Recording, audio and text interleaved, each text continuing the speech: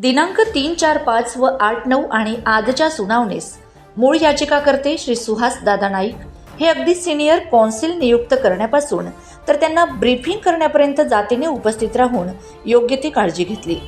आतापर्यंतच्या झालेल्या सुनावणीनुसार प्रकरण बऱ्यापैकी सकारात्मक मांडणी झाली आहे. त्यामुळे अंतिम निर्णय आपणास आशादायक वाटत आहे. आजच्या सुनावणीत आपले अनेक शुभचिंतक बांधव जातीने उपस्थित होते. स्वतः श्री सुहास दादा नाईक, अरविंद वळवी, सेवानिवृत्त उपायुक्त, Arjun Singh Vasave, Ajay Gavit ATS, engineer Ram Chaure, Shri Gawali, Shri Bagul Seni, doctor Sanjay Dabhade, Pune कृती समितीचे पदाधिकारी advocate Praful Valvi, advocate Rohit Padvi, advocate Mangesh Padvi, Shri DB Tadvi साहेब आणि इतर बांधव मोठ्या संख्येने उपस्थित होते. प्रकरणाचा निर्णय काहीही लागला तरी माननीय सर्वोच्च न्यायालयात जाण्याचा चंग बांधला आहे.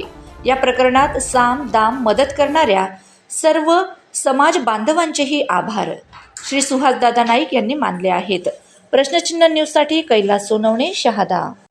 आणि पद्माकरजी वळवी साहेब आणि वेगवेगळ्या संघटनेने जी याचिका दाखल केलेली होती, धनगर समाजाची मागणी होती की आदिवासी समाजामध्ये आम्हाला समाविष्ट करावं.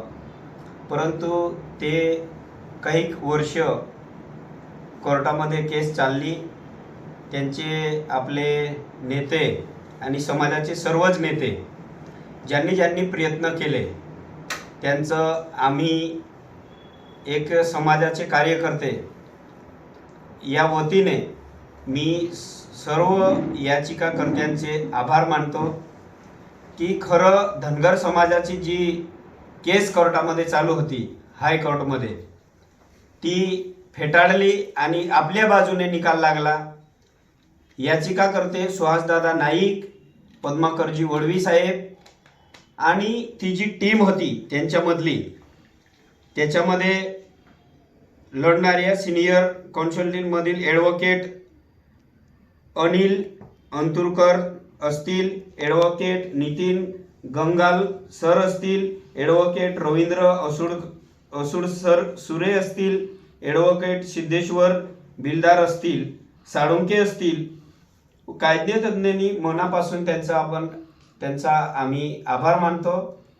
आणि खास करून 2014 पासून धनगर समाजाने जोरात खूप मोठे आंदोलनं केली, आदिवासी समाजामध्ये घुसण्याचा प्रयत्न केला.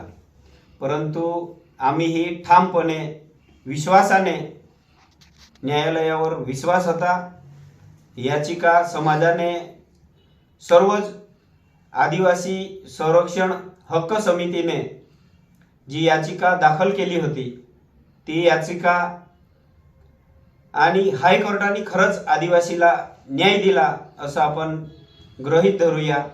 आणि धनगर आणि धनगड याच्यामध्ये वेगवेगळे फरक आहे, कारण त्याच्यामध्ये वेळोवेळी त्यांचे पाठपुरावा जिल्हा परिषदेचे उपाध्यक्ष तथा याचिकाकर्ते सुहासदादा नाईक यांनी वारंवार प्रत्येक तारखेला कोर्टामध्ये हजर राहणं, त्यांना व्यवस्थितपणा पाठपुरावा करून देणं, सगळंच जे काही असतील ते आम्ही पूर्ण समाजाच्या वतीने सुहासदादा नाईक यांचं एकदम मनापासून आणि त्यांची सर्वच टीम सुहासदादाच्या सोबत जी काम केले, सर्व वकील संघटना असतील, समाजाचे नेते असतील, आम्ही सर्वांचे मनापासून आभार मानतो.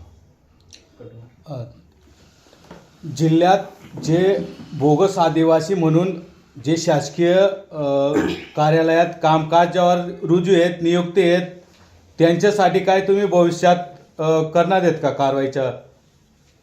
त्याच्यावर असं आहे, जवळपास मला वाटतं 2 लाख बोगस आदिवासी नोकऱ्या हिसकावलेल्या आहेत. त्याच्यावर सुप्रीम कोर्टमध्ये केस चालू आहे. आम्हाला न्यायालयावर पूर्ण ठाम विश्वास आहे की आमच्या बाजूने तोही लवकर निकाल लागेल आणि तोही केस आम्ही जिंकू असा आम्हाला पूर्ण विश्वास आहे. आणि जे कोणी बोगस घुसखोरी केलेले आहेत त्यांना बाहेर काढून पेसा ॲक्टमध्ये सर्व जे 2 लाख नोकऱ्या जे आमचे गेलेले आहे ते तेथील आदिवासींना भरती करू.